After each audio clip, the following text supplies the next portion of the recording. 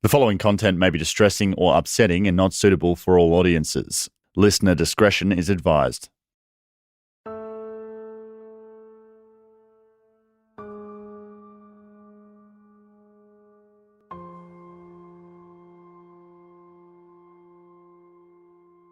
Kristalle never did things in halves. She was like just a very bright person, a very bubbly person. Full on, energetic. Like cheeky and fun. Full of laughs. Yeah. Always trying to make somebody laugh. When she walked into a room, you knew she was there. You could hear her annoying voice. She was such a bogan, but she was also so beautiful and full of heart and make you laugh no matter what you were doing. Go Telstra 774-061. Thank you, SA Ambulance. What's the exact address of the emergency? She just used to do like random stuff, I feel like quite unpredictable in a good way in terms of like being a bit of a prankster and just being that like fun, gregarious person. 6557, also wanting other services. Thank you. Police emergency, what is your location? Why didn't you give way? What made you think that you could beat a truck? On Tuesday, the 18-year-old was returning home from spending Easter at the family's holiday shack. We'd like to see our kids bury us, not the adults burying your kids. And I think that's the hardest reality of all this, is that we get to bury our children when they should be doing that for us, letting us get through to old age. She never got to 20. Kristalle lost, and my wife, from cancer. I think Kristalle knew something that we all learned after she died because she had experienced loss. So she, really grabbed everything and was like, let's go, let's do it. We are so lucky to be here when someone as wonderful as her is not. It's just really unfair. It was the uni break, and she wanted to get away from the rat race where she could do her assignments and everything. So she went down to the shack down at Kabowie, and her main idea was to get down the coast, stay at the house and have no one to annoy her. And after a couple of days, she rang me up and said, look, I can't get the internet to work properly. I might come home. So I said, oh, well, by all means. She'd sent me a text saying that she was coming home, and I said, all right, well, just be careful. And at 10 to 4, I had a GPS spot that had her at Port Arthur, and I'd gone down to meet a couple of mates. So we were just having a couple of beers, and I said, anyway, I better get going. Kristalle will be getting close to being home. And I thought, this is a bit odd. Around 5 o'clock, 5:05, that she wasn't home. So I was sitting there and I tried calling her, and there was no answer, and put the telly on for the news. And I think it was the Channel 7 helicopter was above the intersection, and at that point there I seen the white Commodore. And a person has died following a shocking crash at Port Wakefield this afternoon. I knew it was her car, and I immediately rang my sister in Canberra, and I said, look, I think we're going to get some news and it's not going to be good. I rang Kristalle's sister, Pia. She was in Melbourne, and I just said, you're going to get some news very shortly, and I don't think it's going to be good. I rang Scott up and said, Scott, what's happening down there? And Scott just said, oh, I'm not real sure, but we've got a pretty bad accident. So Steve and myself have known each other, I would say now for probably around about 6 or 7 years. In a social setting, we both are shack owners on the York Peninsula. So at that particular time, I was posted as the police commander for the York Mid-North local service area. I was a holiday home near Kabowie on the York Peninsula at that time, and we were actually heading home on the Easter Monday. Assuming you know about this collision on the Cape Coast Highway. Telephone call as I was the officer in charge, and I was also on call that weekend, quite late in the afternoon, to advise me that there had been a serious crash. At that point in time, it wasn't made clear to me that it was in fact a fatal crash, but I did have a number of police cars responding, and obviously being a long weekend, traffic conditions and also the distances that police have to drive, it does take some time to respond. So that was the initial phone call that I received, and like anything from that point, you then have to wait for your police officers to arrive on scene and actually give you a full appreciation of what they've actually come across. When my police had actually arrived at the scene, it was quite a hectic scene given the long weekend conditions and the need to manage the traffic around the Port Wakefield Road intersection. As you can appreciate, we've got two main, very busy intersecting roads there where we have to put significant traffic diversions in place to manage any crash, never mind a serious crash. And it wasn't probably until a good 20 minutes or so after my police had arrived that I made another telephone call back to one of the police officers. One of the sergeants at Kadina was in attendance at that time, and he said, "Look, Superintendent, we have someone that's been killed in a car. We don't know anything more at this point in time other than it's a young girl."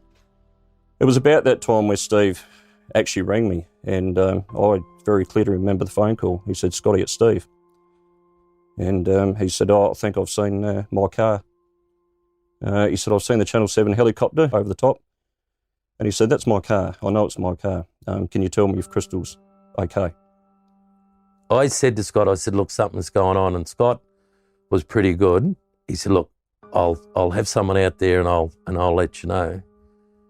And Scotty said to Major Crash, "Get over there. He's seen it on the TV.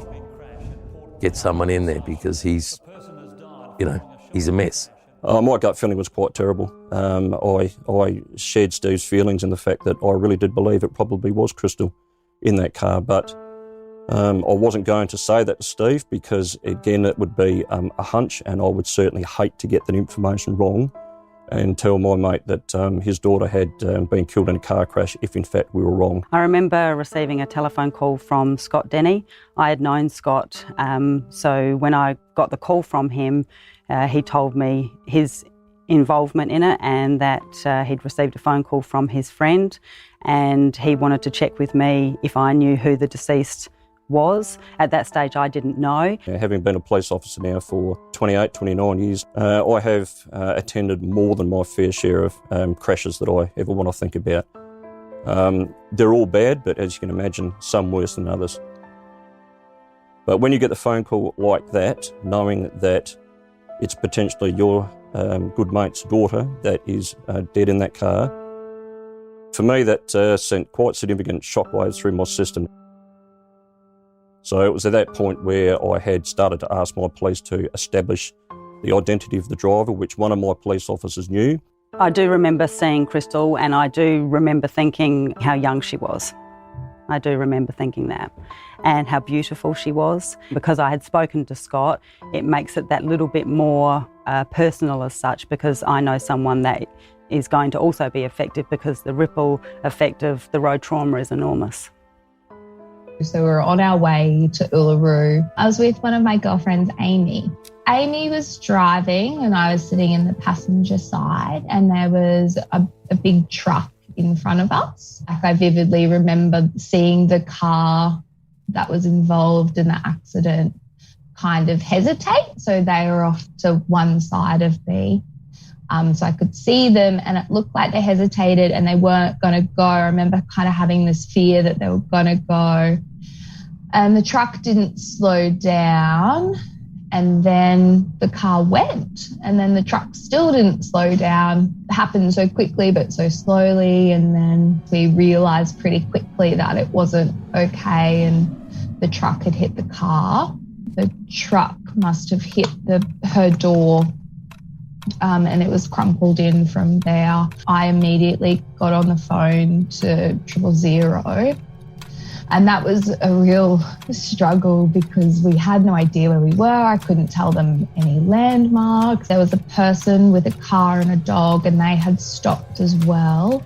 We're on Port Wakefield Road. Port Wakefield Road. We're in Port Wakefield on the northern side, about a kilometre out of town. I think a lady's just passed away in a car accident. She's been T-boned in her BT Commodore. Okay, so just repeat your location for me, Ben, one more time to make sure.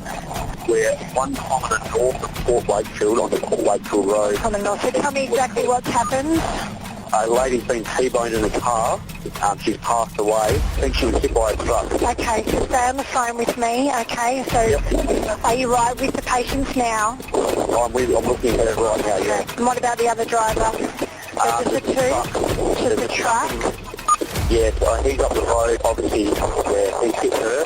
I think she must have pulled out in front of him. Okay, stay on the phone, okay? Now, what about the truck driver? Is he completely awake? Yeah, he's standing back from the car. He seems okay, probably in shock. It took some time for us to piece it together and for me to actually establish and confirm that it was Crystal. I don't know how many phone calls I had with Steve in between the time it took Major Crash to actually attend and knock on Steve's front door. It may have been 2 phone calls, it may have been 3, it may have been more, but that couple of hour window certainly felt like a lifetime. In Scott's defence, I'm pretty sure Scott knew what happened, and after Major Crash had called in and seen me, then Scott rang me and he said, I couldn't tell you, Steve. He said, I couldn't tell a mate that his daughter was killed in a car accident. I just felt sorry for them because it was the beginning of an horrendous journey for them. I'd like to think I'm a reasonably hardened police officer, but we're not bulletproof. We're human as well. And I can go through some very horrific things in my career, as a lot of police officers have, and most of which I pulled through very well. And I guess I'm fortunate like that I am a pretty resilient sort of a person, but that was a major turning point in my career that made me think that just because we put this uniform on and come to work every day, we're not in fact superheroes and we're not bulletproof. I'd hate to be doing their job because it's not just telling the person that something's happened, but them also being out there and seeing the trauma, like an ambulance officer. There were reports that there was a death at the scene, so that's your first indication that something's not right. And then first crew that arrived had 3 people on it, I think, and the third crew member was a recruit, and I heard his voice on the radio. Port Wakefield 172. And it was the inflection and the tone in the voice that made me go, this isn't going to be a good ending. Driver's on scene, being treated for shock at the moment. Staff have confirmed this female is 116. He sounded devastated, and that made me think I needed to be there. I was about 18 k's away, so from the scene, from what I remember, and that 18 k's felt like it took a lifetime. I remember feeling really distressed by seeing them because they looked really young. Send it down, I'll head in now. Roger, thanks. Seeing them arrive and just feeling even more upset at the situation that these people had to kind of be the first responders to something that looked really, really awful. I'll leave it with you. Let me know what you need. I had a look at the car first and checked and saw that there were no signs of life. As a paramedic, I've approached many accident scenes, and I think the one thing that stood out to me with this one is the impact point. That might sound really gory, but it was the impact point where I've gone, I could never understand how the truck fitted in the space where the car, like between the 2 wheels of the car, if that makes sense. Other scenes I've been to, it's been a front-on collision or a front-side collision or a rear-side collision, never smack-bang. So there was a fairly significant impact into the vehicle. It looked to be a young person. I could guess the gender based on her hair. Everyone else at that scene was a volunteer, and I needed to make sure that they were comfortable with the job in itself, but also comfortable with the job of taking the truck driver through to hospital. He was definitely in shock, confusion, more than anything. He wasn't injured as such. It was just we wanted to get him through to get him checked out. It's a pretty horrific thing to go through, and I'm pretty sure he saw it all. Do you want to get the truck driver or check on him? Yeah, go check on him. Yeah, I'm just going to talk to him right now. Yeah, okay, thanks, Ben. Hey, mate, I've got emergency services. You okay? You all right, mate? Sorry, Ben. Yep. No, he's here with me now. You okay? Yeah, any obvious injuries from him? He's a bit shaken, but A bit shaken? Yeah, yep. Hey, truck safe? You're good? No, he's okay. He's shaken. Okay, so just stay on the phone. Troy was an employee of Mills Freight Lines at Brinkworth, had been working for us for about 10 months. He was very dedicated, witty, dry, absolutely brilliant, conscientious. Yeah, he did his job very well. He actually come from a concrete business. He had his own concrete business and he wanted to fulfil his dream of driving trucks because that's what his dad did. We have a very high standard of drivers. No, he was very, very good. I remember the day so very well. I was sitting not at my desk, at another desk in my office talking to a good friend of mine, and my work phone rang and it was Troy. And I answered the phone, "Hi Troy, how you going?" And he said, "Jayne, I've had an accident." And I asked him where he was and he said he was at Crash Corner at Port Wakefield. I then asked him if he was okay. He said yes. And I said, "Is there anyone else involved?" He said, "Yes, a car." And I said to Troy, "You need to go to the car and see how many people are in the car so I can get help to you." Because obviously an ambulance only takes one person today. And he went to the car and the young lady must have looked up at him and he just said to me, "Oh, Jayne, she's just looked up at me. I think I've killed her." So for him to see that and to receive that call, it's tough. I almost feel guilty because I made him go to the car, but I needed to get help. Police emergency, what is your location? I have a truck. Mills Freight Lines had an accident with a car at Port Wakefield at Crash Corner. Yeah, I rang 000 straight away and grabbed my gear, obviously, and got in my car and headed straight for Port Wakefield. I still can't remember if it was me or Amy, and we were like, do we need to go check on that person in the car? And I still can't remember who kind of made the final call of, "Oh no, we can't go over there. Like, we can't help, and we can't like traumatize ourselves by going over there." So we kind of stood in this weird triangle where the truck driver was at one kind of end, we were watching him, and we were watching the car that had been in the accident kind of stood poised, waiting for something to do to help. But we were pretty certain that she hadn't survived. When I got to him, he was sitting in the ambulance and the police weren't going to let me through at first, and I had to say, "Look, that's my truck, that's my driver up there, I need to get to my driver." And I got to him and he was sitting in the ambulance and he was just white. Yeah, he was deeply in shock.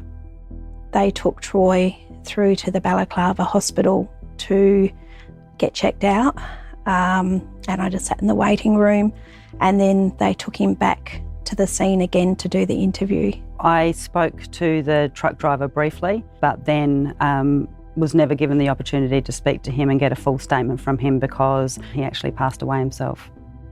Not related. He was allowed to come with me once I'd finished the interview. Unfortunately, I didn't get Troy home. There was between Blythe and Balaclava, there was a truck, a B-double truck coming the opposite direction, coming from the north, laden with high-density hay bales, and the load had become unrestrained, and 700 kilo bales come off and come through the front windscreen of my car. It sent us out behind the truck, through a fence, out into a paddock. So eventually the car stopped and I just woke up screaming, obviously for help, not knowing what the hell had happened. I had multiple fractured ribs, concussion, dislocated elbow, dislocated shoulder and a cracked sternum. And I was airlifted to town. That was the last time I saw Troy. Unfortunately, he was unwell, and being unwell and probably the combination of the stress of the accidents probably made his unwellness escalate, and he passed away. My heart bleeds for the young girl's family. Obviously, having children of our own, that is always my biggest fear, of having that knock on the door. So for her family, for Troy's family, the trauma of, first of all, his accident and then the next accident, yeah, my heart just bleeds for both. Losing a loved one is cruel.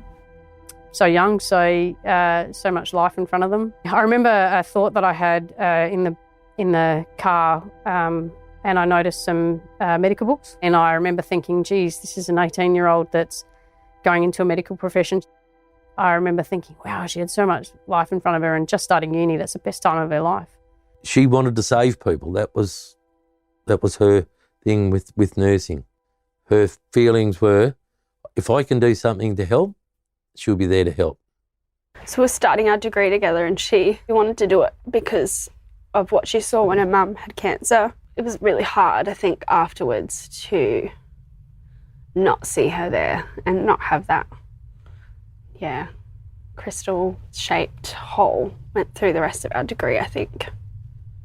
It's a shame, isn't it? Her friends are out there. 3 or 4 of the girls now have finished their nursing. Now they've got their whole life to look forward to and a great career, because they're in nursing. I went into the hospital there a couple of years ago, I suppose, and in the lift was one of the girls. You felt completely selfish that you got to do things that she wasn't. And I still feel that. Like, sometimes you feel like you're giving yourself because she doesn't get to. It was such a young age where you were just learning about driving anyway. You didn't know. People spoke about accidents and that happened, but you don't think it's you or going to be your friend. But yeah, it does. You don't take those risks. You don't think it's a joke. As I see a truck and my whole body goes into like a shock of like, this could kill me. That was pretty obvious what had happened. We also knew that there was dash cam as well from the truck, so we had a pretty clear indication of what had happened from the beginning. Kristalle had approached the intersection from Copper Coast Highway, approaching Augusta Highway and intending to turn right. However, she's failed to give way to an oncoming truck and collided with it on her driver's side. There was very good signage in terms of the approaching intersection. We will never know why she hasn't seen that, why she hasn't seen the flashing lights. And I believe it wasn't her first time having driven through there as well. So that's something, like with many crashes, that we never can know the full answers, because the only person that knows the answer has passed away. Could we have done anything different there? I really don't think so from a policing perspective. And the police, major crash, are very good at what they do. It doesn't make their job any easier. They just get better at what they do, and they do a fantastic job.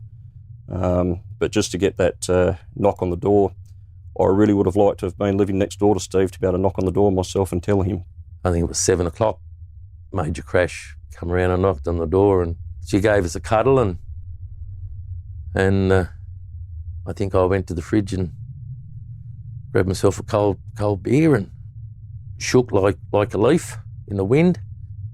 I do remember thinking he was such a lovely man and his whole life was destroyed. It's really difficult, and you can prepare in your head what you think you're going to say, but I can guarantee you from experience the words just come out, and sometimes you don't even have to say the words. People know that something's wrong. So how do I keep it together? I keep it together as best I can, because I just remind myself, this is not about you, Kirsten. It's not about you, and that's what I actually say to myself. I've seen all sorts of things, anger, disbelief obviously, and emotion immediately. I suppose for me, I just think I don't have to fill the room with words. So sometimes we might not say anything, but I try to pick up on when it's my time to leave as well. And I try to really pick up on what they might need at that time. Some people want all the information that you've got. Some people want no information at all. It probably affects me differently if I can associate with that person. So perhaps if it's a child of the same age as mine, that's when I will be affected by it more. Or if someone is the same age as my mum or my sisters, that's when it would affect me more, if I can actually associate with it personally. We all have the ability to disassociate ourselves as well. And that's not to be cruel, but it's to be professional and look after our own well-being, but also be able to deliver what the family wants, and the family wants answers. And if I get too emotional, I'm not going to be able to do that for them. The reason I joined Major Crash was because my dad died in a crash when I was 2. I don't think that she received a lot of support at the time, and that was really important to me to then go into that line of work myself. So if I could give someone just one little bit more than my mum got, then that's what was going to make me satisfied in my job. And I did turn around to Major Crash and I said, just tell me she wasn't on the phone at the time. And they go, no, the only thing that was running on a phone was the GPS. I said, yeah. They were with me for what seemed like an eternity, but they were there to calm me down. And then when they left, I rang a couple of mates up and I said, you better come round. I said, we got some terrible news. Yeah, that's really intense.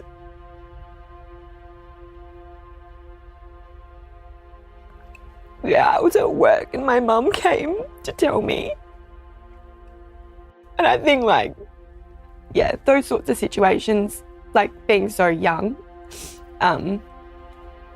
just disbelief, complete disbelief, complete shock. Mm. I remember vomiting afterwards, the shock of finding out that.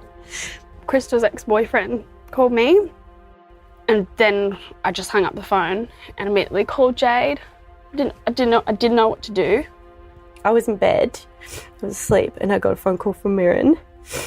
We called Izzy, and I can just still hear Izzy literally just scream she didn't say anything. I was scrolling on Facebook and I didn't want to believe that. I think even now, sometimes I forget because I like to think it's not real. We were so young, fresh out of school, we had our whole lives ahead of us. I think to experience something like that is really, really hard. Your friend who's your age and full of life, die in a car crash, it just didn't seem real at all. Yeah, I think the helplessness was the hardest part afterwards. What will stick with me for the rest of my life is the sheer nature of their grief that we were all experiencing, and I guess the way that it just grips the body beyond belief. It's the best time, that's what you look forward to, year 12, growing up, going to uni, experiencing all these things. The sadness of, well, she's not here to get to experience this. Why her? Why not me? Why not any of us? Why, for what reason did that have to happen? It didn't have to happen, but it did. And then having to accept that and then move forward and make choices about our lives that she didn't get the opportunity to make, that really hurts. It really didn't sink in and probably until very later that night when you've settled down and then you realise that she isn't coming home. And that's the hard part. That really is the hard part. I actually never knew Kristalle, but through my close relationship with Steve, and Steve and myself are very close friends, I think it's safe to say that I probably did actually feel like I knew Kristalle very well. Steve, very, very close with his family, both of his daughters. I felt I had to be strong around Pia. So it was pick yourself up, let's get through this. Pia's got a lot of anxiety, depression. It's probably hit Pia worse than me in the respect that she lost a mother at a very young age. I lost a wife, and then she lost a sister, and they were very close. You do miss the arguments in the house. Crystal was forever, into Pia, because Pia would be pinching Crystal's stuff. So I used to turn around to Crystal and I said, "Well, take some of hers," and she said, "I won't fit into it." The funeral was so tough, having to plan what to say to these people and trying to keep it together. I remember standing up, having this casket in front of us, and I just remember looking out, and it felt so surreal that there were so many people there and they were all there for Crystal because they were all feeling a part of what all of us were feeling, and I just think we'll always remember that. I just remember staring at the coffin because I just didn't think that she was actually in there.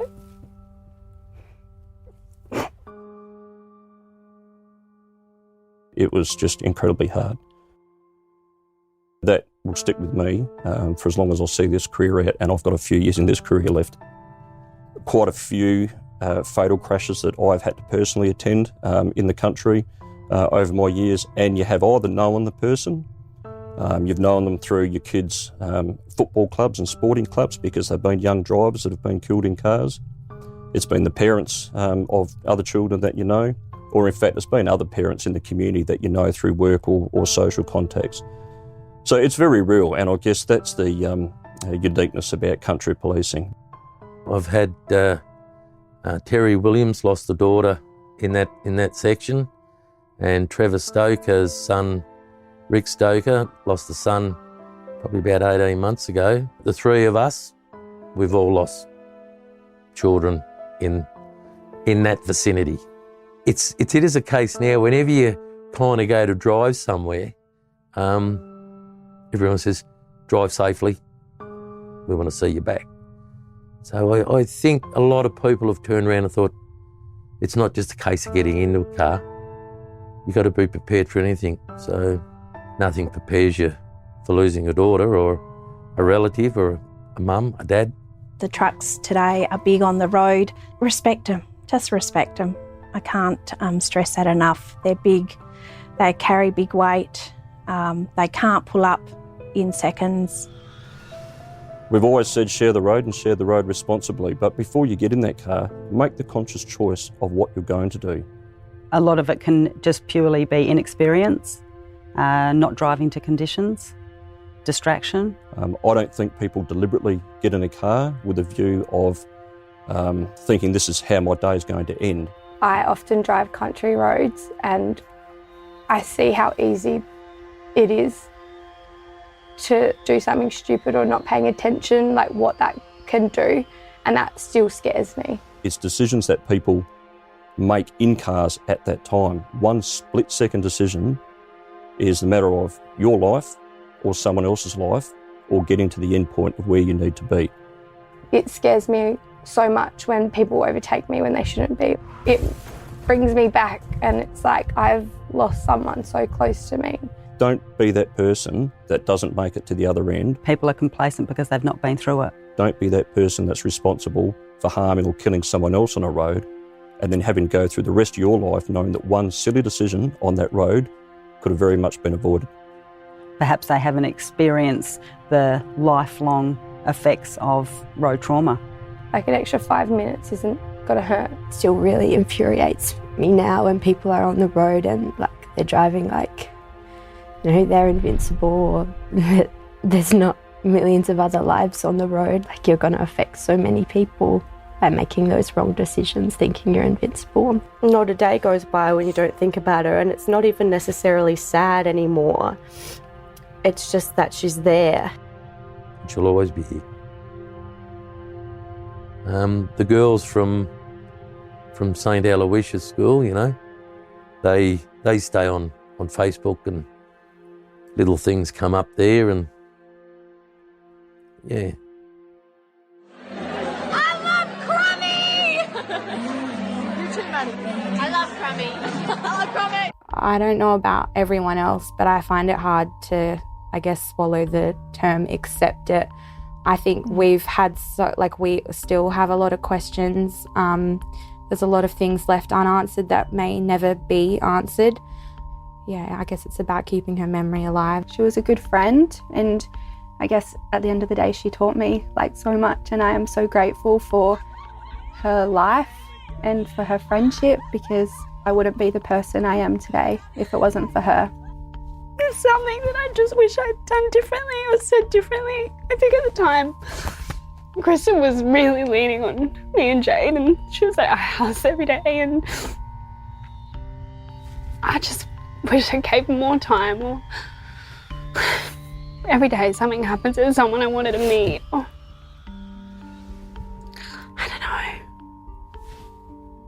Yeah.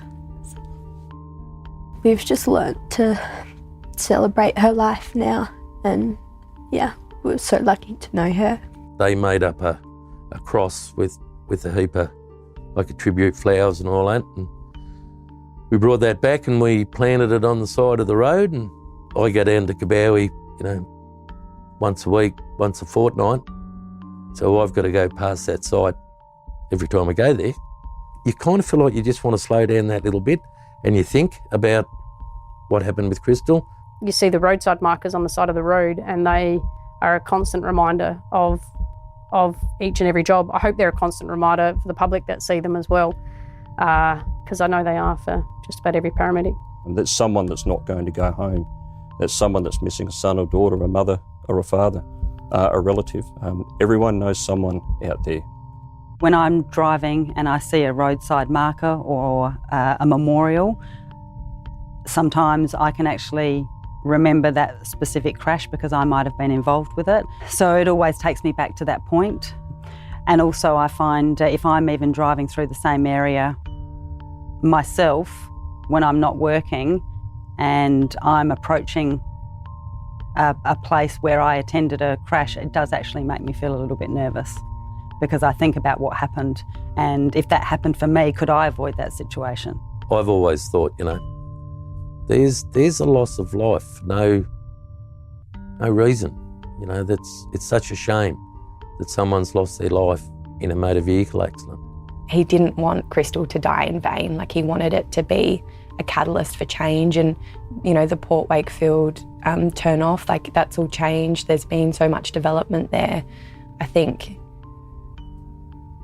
it's so awful that happened. There's no words for that, but it's good to see that they've made a change. When you're 18, I think you feel invincible, but you're not. Life is so precious, and sometimes it takes these heartbreaking things to, put that into perspective. She's missed out on a great life for 1 second of inattention.